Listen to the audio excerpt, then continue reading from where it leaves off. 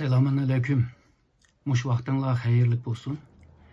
Yaqında bu Hong Kong'daki xavfsizlik bilan münasebetli Xitoy Xalq Cumhuriyeti tarafından bir kanun çıkardı. Bu kanun 6 bölümden ve 66 maddeden teşkil tapıdı. Ve bu kanunu çıkarganlarma şu Xitoy Xalq Kongresi'nin, Xalq Kurultayının daimi komitesi çıkargan oldu. Bu 162 kişinin çıkargan bir kanun. Halbuki Xitay'nınki Xalq Kurultay'daki bu sanlar 2956. Yani bu kanun bu 3000'e yakın adamların çıkargan bir kanun emas emdi. Fakat bu kanun bilan çıkışı bilan birlikte nimeler bo'ldi deganda, hozirgi Hong Kong'daki o'zini boshqarish alohida rayon salohiyati tugdi degan gap. Ve shundaqla Hong Kong'daki demokrasi ve shundaqla alohida qonun jetdagi alohitligi bulamamdi tugaydi. Demokrasi tuzumi asta tugaydi. Yani Hong Kong'ni Xitoylashtirdi desek bo'ladi. Bununla birlikte İngiltere, Amerika ve shundaqla bazı g'arb davlatlarning Hong Kong'a bergen bazı imtiyazlar bilen münasebetlik misaliga bazı kanunlar var, bazı kelişimler var. Bu iktisat bilen, teknoloji bilen ve ticaret bilen münasebetlik, hatta şu medeniyet cette, kültür cetteki münasebetler ve bununla birlikte başka bazı kelişimler, maddeler var. Bulamamda Hong Kong'da bu maddelerimi Hong Kong'da işlemeydiğen ahval bo'lib qoldi. Yani jig'ib kelgan chog'da Xitoyga xos, Xitoyning alohidligi bo'lgan sotsializm tuzumi bilan g'arbning kapitalizm, demokrasi tuzumi arasındaki hamda jidallar, ziddiyatlar bu Hong Kong'da başladı desek bo'ldi. Bu kanununki ikinci maddega qaraydigan bo'lsak, Hong Kong'daki kanun, adliye organları ve sistemleri o'zininki erkinliğini ve o'zining hukukunu işletkili buldu deydi. Fakat bu hukuklar 62. maddede degandek bu hukukni Xitoyning kanunu ve Xitoyning hozirgi tuzab chiqqan bu kanun bilan mos kelmagan taqdirda Xitoyning chiqargan, yani merkez hükümetinin çıkargan kanunu esas buludu deydi. Misal 18. maddede yine şu kanunu icra kılış için xavfsizlik bilen münasebetlik bir organ kuruldu. Bu organın ki bazı faaliyetleri ve bazı bu kanunu iş bir iş tebir kılıştımı yenila Xitoyninki merkez hükümeti kılalaydıganlığını ifade kılıvatıdı. Ve bunu 44. maddeye qaraydigan bo'lsak, devletninki Hong Kong'ning ve devletninki xavfsizligiga ziyon bergan bunda jinoyatlarni aniqlagan vaqtida yine bu Hong Kong'ninki umumiy valisi qonunchilarni, sotchilarni ve hakimlarni tayinlaydi deydi. Yani siyasi qonunchilarni boshqaradi degan gap. Bu Xitoyninki tuzumi bilan o'xshayotidi degan gap hamda. 65. maddega diqqat qildigan bo'lsak, yanala shu qonunni ta'bir qildigan organ, eng yuqori organ Xitoyninki Xalq Qurultayi. Yani bu Hong Kong'ninki qonun jetdagi bir haq va huquqni qo'lga tushirib olgan bo'ldi ve Hong Kong mahkemesi tüzükrek bir kanun işlerini icra kılamaydigan bir halga geldi degan gap. Yani Xitoy merkezi hükümeti kanunun özü oldu. Yani Xitoyda bo'lgandek. Ama 4. maddede yine bu xalqaradagi bazı kanunlarga atıfta bulunup yineler xalqarada berilgan bazı haklarını misaliga iqtisod chetda, cemiyet chetda, kültür cetteki bazı haklarını işletkili buludu deydi.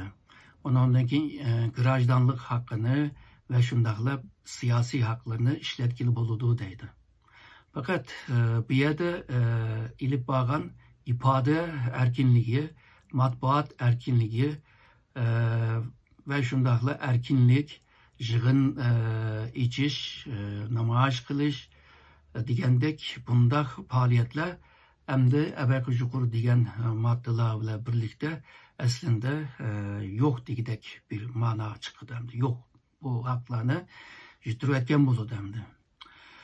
29. maddega qaraydigan bo'lsak, bu g'ayrati bir ahvol, ya'ni chet elliklar bilan aloqa qurib turib Hong Kongdagi ishlarga aralashganlarni davlatning xavfsizligiga ziyon berdi degan bir gunoh bilan jazo berildi deydi. Hamda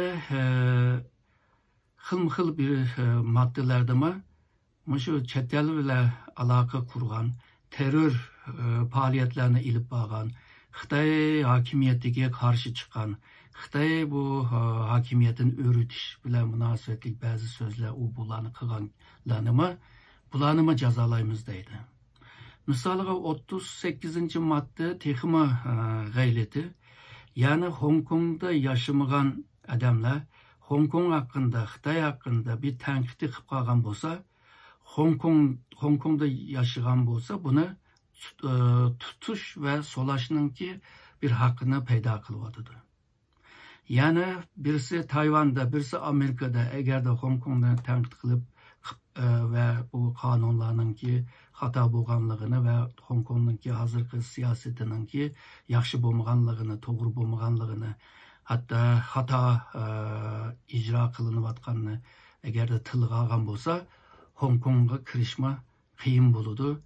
Ve Xitoyningki bu Hong Kong xavfsizlik qonuni bilan qo'lini dunyoning ham yeriga uzatgan bo'ladi hamdi. Hamda bu qonun chiqqandan keyin g'arb davlatlarda ko'p tanqid qildi. Bu Hong Kongdagi qonun chiqqan bu qonun aslında 84'te İngiliz ve Xitoy arasındaki kelishimni Xitoyning o'zining ifodasi bilan hazır bir yok bir qog'ozga aylandı. Hiç huquqqa ve qonunga ega bo'lmagan bir qog'ozga aylandı. Amerika Hong Kong bilan tuzgan nurg'un siyosiy, iqtisodiy, texnologiya bu qonunlar bu yerda hamda ishlamaydigan bo'ldi. Shuningga Amerika tarafdan nihoyatda ching bir tanqidlarni tilga oldi. Tashqi ishlar ministri Pompeo'ning deganidek Hong Kong'dagi erkinligiga tugdi deydi. Bu Komünist Parti'ninki qilgan eng dahshat vahshiy bir ishidir deydi. Ve insanlarninki erkin iradesi ve erkin ifade ve düşünce ifadelerini hemini depsendi kıldı deydi. Amerika hükümeti tarafından Xitoyningki bu qonuni bilan birlikte Hong Kongda bir devlette ishki tuzum degan ahvol tugdi deydi. Hamda bundan keyin bunda nima bo'lmaydi deydi. Hong Kong xalqiningki demokrasi ve Hong Kong xalqining erkinligini depsanda qilib, monopol qilib elib oldi deydi. Bu qonun chiqishdan evvel Amerika'nın her iki mecliste bir karar çıkarmakçı, yani Hong Kong xalqining qo'g'danish uchun bir bazı qonunlarni chiqarishga tirishyotidir. Yani bunda deganda Hong Kong fuqarolari agarda Amerika, İngiliz, Avstraliya degandek, Tayvan degandek davlatlarga borman deb ashaga sig'inaman deydigan bo'lsa, ularning qonuniga qarab bu Hong Kongliklarga bunda bir imtiyoz berdiganligini ifoda qilyotidi. Hem de Amerika şundaqla dedi, bunundan keyin bu Hong Kong'a sitirib berdigan bazı teknolojik qurollarni setib bermaydigan bo'ldi. Hem de bunda degan vaqtida hem de nurg'un chet el shirkatlar Hong Kong'da baş şirketini Hong Kong'da kurup ondan keyin Xitoyga ichilgan.